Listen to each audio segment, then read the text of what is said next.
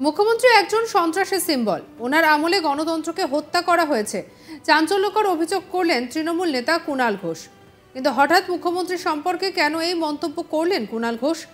আসলে রাজ্যে ভোট পরবর্তী হিংসা খতিয়ে দেখতে রাজ্যে 4 সদস্যের প্রতিনিধি দল পাঠানোর কথা জানিয়েছিল বিজেপির কেন্দ্রীয় দল। আর সে বিষয়ে জানতে চাওয়া হলে এই মন্তব্যই করেন কুণাল। এই প্রতিনিধি দলের মাথায় ছিলেন ত্রিপুরার প্রাক্তন মুখ্যমন্ত্রী বিপ্লব দেব। আর সেই ত্রিপুরার মুখ্যমন্ত্রীর বিরুদ্ধে নিজের ক্ষোভ একেবারে উগরে দিলেন কুণাল ঘোষ। কুণালের মতে লোকসভা ভোটে খারাপ ফলের থেকে নজর ঘোরাতেই এসব নাটক করছে বিজেপি। মুখ্যমন্ত্রী সম্পর্কে বলতে গিয়ে কুণাল বলেন যে মুখ্যমন্ত্রী নিজেই তো সন্ত্রাসের প্রতীক, গণতন্ত্রকে হত্যা করেছেন। কুণাল বলছেন যে ত্রিপুরায় পুরো ভোট করতে গিয়েছিলাম, তখন মুখ্যমন্ত্রী বিপ্লব দেবের জামানায় ব্যাপকভাবে অত্যাচার করা হয়েছিল তৃণমূলের ওপর। মহিলা থানায় ঢুকে তৃণমূল কর্মীদের তুলে নিয়ে যাওয়ার জন্য আক্রমণ করেছিল বিজেপি। বিপ্লব দেব আসলে বিজেপি ত্রিপুরায় কত বড় সন্ত্রাস করেছিল সেটা মানুষকে মনে করিয়ে দিতে সুবিধা হবে। কুণাল বলেন যে আর বিপ্লব দেবের নেতৃত্বে কে আসছেন? রবিশঙ্কর প্রসাদ। এত সিনিয়র লিডার হয়ে তিনি আসছেন কোন লজ্জায়?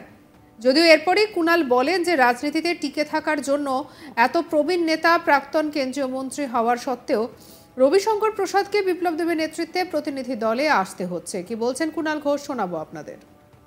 বিপ্লব দেব নিজে একটা সন্ত্রাসের প্রতীক। বিপ্লব দেব আসা মানে ত্রিপুরার সেই ভয়ঙ্কর দিনগুলো আমরা মানুষকে মনে করিয়ে দিতে পারবো, যে কিভাবে বিরোধীদের উপর অকথ্য অত্যাচার হয়েছে, গণতন্ত্রকে হত্যা করা হয়েছে। এই বিপ্লব দেব আসলে রাজনৈতিক পর্যটক, নাটক করতে আসছে, ব্যর্থতা, গোহারা হেরেছে বাংলায়, তা থেকে নজর ঘোরাতে আসছে। আর কার নেতৃত্বে? বিপ্লব দেবের নেতৃত্বে, ত্রিপুরার প্রাক্তন মুখ্যমন্ত্রী, যার জমানায় যখন আমরা পুরো ভোট করতে গেছিলাম তৃণমূলের কর্মীদের উপর গোটা ত্রিপুরা জ্বলছিল বিজেপির তাণ্ডবে।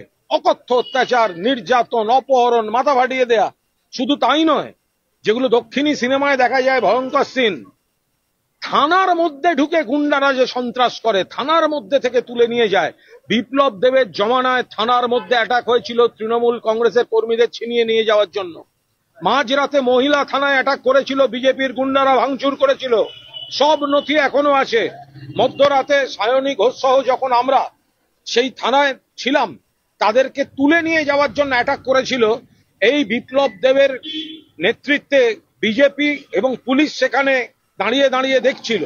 ফলে বিপ্লব দেব নিজে একটা সন্ত্রাসের প্রতীক।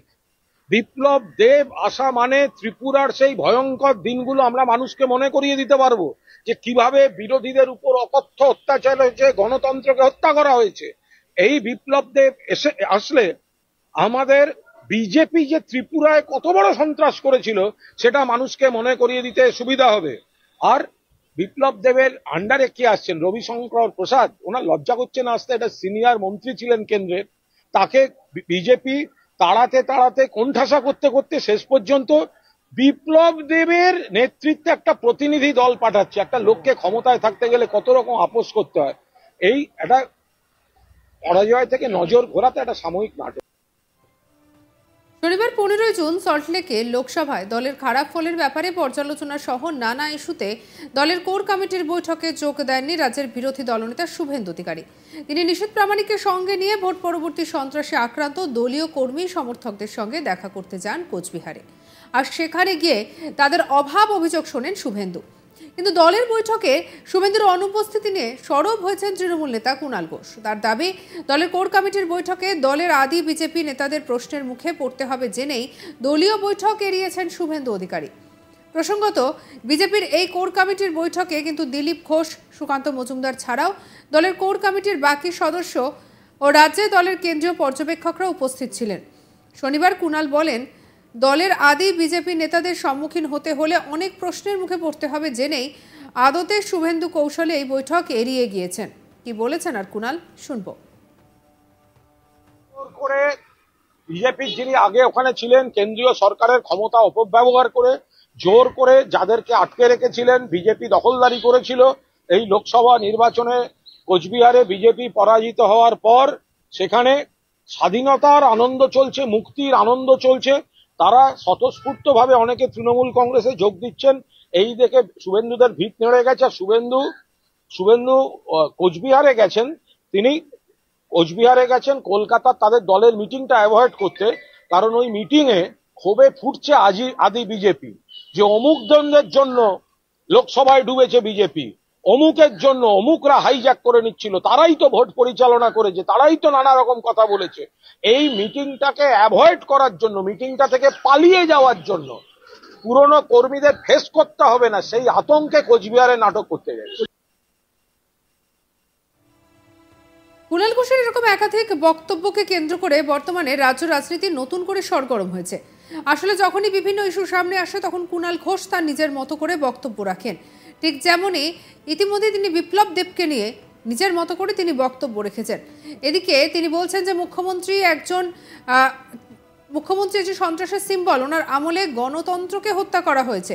চাঞ্চল্যকর অভিযোগ করলেন তৃণমূল নেতা কুণাল ঘোষ। কিন্তু হঠাৎ মুখ্যমন্ত্রী সম্পর্কে কেন এই মন্তব্য করলেন কুণাল ঘোষ?